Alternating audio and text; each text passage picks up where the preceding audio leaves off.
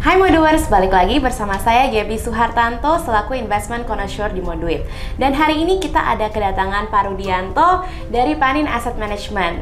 Dan hari ini kita mau ngomong nih seputar pasar saham di Indonesia di tahun 2023. Oke Pak Rudi, saya mau tanya sedikit nih tentang saham-saham Big Bank ya di Indonesia di tahun 2023. Nah, kebetulan kan earningsnya juga udah dirilis nih, dan 4 Big Bank BCA, BRI, Mandiri, dan BNI itu profitnya tuh tumbuh pesat. Ini saya mau tanya nih Pak, kan di tahun 2003 ini memang value-nya tuh udah lumayan naik dan lain-lain, tapi apakah ini masih atraktif untuk investor consider Pak? Kalau konteksnya adalah 4 Big Bank itu di kuartal 1 ya, itu biasanya sentimen positifnya datang dari laporan keuangan sudah keluar, tapi umurnya biasanya nggak panjang sih, paling seminggu habis itu udah. Nah, kemudian setelah itu dilanjutkan dengan pembagian dividen. Nah, biasanya dari laporan keuangan ke pembagian dividen itu sekitar 1 bulan. Nah, pembagian dividen dalam kondisi normal itu biasanya bukan berita yang terlalu positif, tapi kalau tahun ini agak extraordinary karena labanya meningkat begitu besar, sehingga dividen yang dibagikan diperkirakan juga akan meningkat jauh lebih tinggi daripada yang lalu. Dalam kondisi normal, dividen yield itu 2-3%. Katakan sekarang karena bunga naik jadi 4% begitu. Nah, dividen yield daripada bank besar di Indonesia sangat mungkin di atas 5%. Kalau misalkan yang itu terjadi, kemungkinan akan menjadi satu sentimen positif bagi saham perbankan itu sendiri. Itu dari jangka pendek gitu. Kalau dari jangka menengah panjang, Indonesia punya ekonomi itu adalah bank ya. Jadi kalau ekonomi Indonesia maju, banknya maju. Ekonomi Indonesia kurang bagus, banknya juga kurang bagus.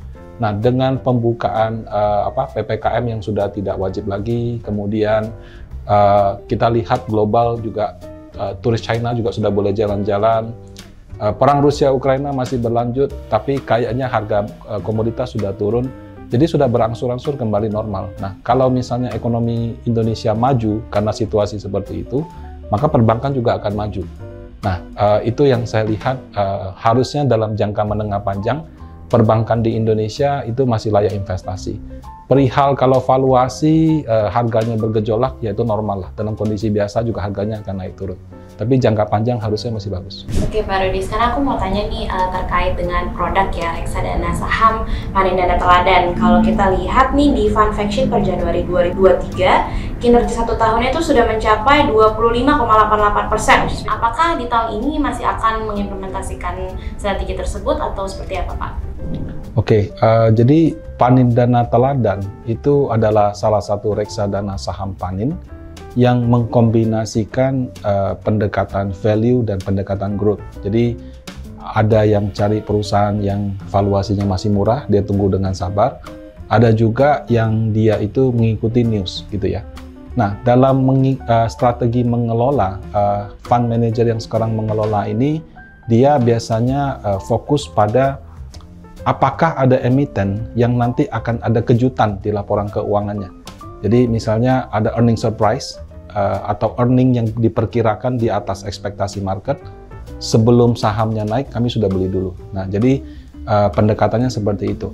Nah, apakah dengan cara seperti itu terus terbatas pada saham medium cap, big cap atau small cap? Enggak juga sih. Jadi lebih ke saham mana yang kira-kira ada earning surprise, ya dia akan masuk ke situ. Kalau kebetulan saham itu ada di big caps, ya isinya big caps. Tapi kalau kebetulan yang ada earning surprise, ya itu bisa aja di medium dan small cap. Tahun lalu waktu harga batu bara naik tapi harga sahamnya belum naik, manajer investasinya sudah mulai ambil posisi ya, dan ternyata setelah laporan keuangannya lebih baik, jauh lebih baik, nah harganya mengalami kenaikan.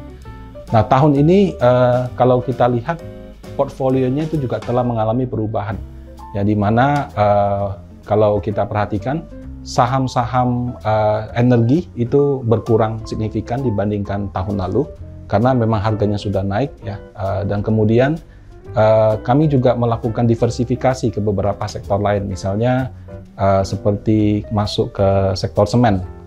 Kalau batu bara naik itu semen rugi. Kenapa? Karena semen itu bahan bakunya pakai batu bara. Jadi kalau tahun ini harga batu bara sudah mulai turun, semen itu kayak komplementernya. Nah ini salah satu pendekatan. Jadi bisa jadi ya kalau tahun lalu laporan keuangan sektor semen kurang bagus, tahun ini bisa aja lebih bagus. Jadi ini hanya salah satu pendekatan. Nah kalau perbankan karena bobotnya yang besar di dalam IHSG ataupun LQ45, ya suka atau tidak suka, mau atau tidak mau kita masih punya. Nah kalau ditanya apakah tahun ini portfolionya masih sama, kalau Anda bandingkan fund fact sheet dari bulan ke bulan, itu seharusnya sudah berbeda. Dan dari sisi transparansi, kalau dilihat fund fact sheet Panin, kami juga menampilkan persentase daripada top 10 sama sektoralnya. Apakah tahun ini masih atraktif buat orang-orang yang belum masuk untuk masuk lagi, Pak? Jadi sebagai investor atau sebagai manajer investasi ya, kalau misalnya LQ45 nggak kemana-mana, kalau kami stock pickingnya benar, kami bisa di atasnya dia. Tapi kalau pas stock picking kami belum menghasilkan, kurang lebih sama. Nah, jadi terkadang investor perorangan pas performance-nya di situ-situ aja kurang sabar. Untuk itu dalam melakukan investasi itu perlu pertama kita sarankan berkala ya. Jadi masuk reksadana saham untuk jangka panjang itu oke. Lebih oke lagi kalau pas IHSG-nya lagi turun. Nah, kemudian kalau misalkan sudah ada keuntungan, misalnya 10%, 15% atau lebih tinggi, bisa dipertimbangkan untuk melakukan profit taking gitu.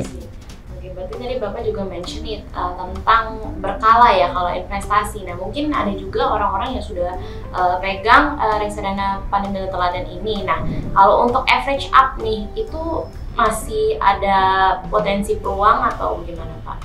Oke, kalau average up itu sangat tergantung kepada conviction atau tingkat kepercayaan investor terhadap kira-kira IHSG yang wajar itu berapa.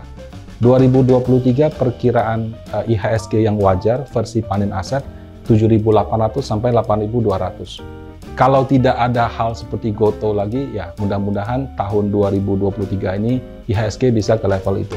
Nah kalau sekarang IHSG 7.000 aja belum sampai dan kita percaya IHSG bisa ke 7.800, kenapa kita harus ragu-ragu gitu kan?